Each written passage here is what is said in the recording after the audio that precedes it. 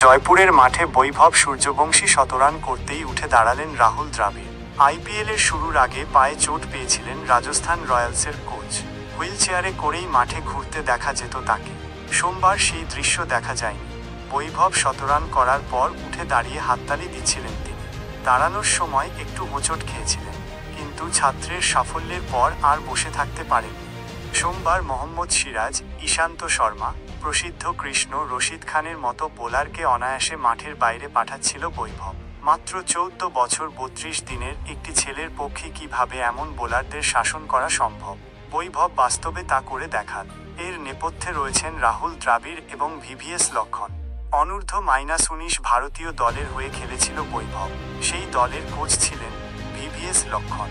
একটি ম্যাচে 36 রান করে আউট হয়ে যায়। কেঁদে ফেলেছিল সাজঘরে ফিরে। বৈভবের কোচ মনোজ ওঝা বলেন, একটা ম্যাচে বৈভব 36 রানে আউট হয়ে গিয়েছিল। সাজঘরে ফিরে কাঁদতে শুরু করে দেয়। লক্ষ্মণ সেটা দেখতে পেয়েছিলেন।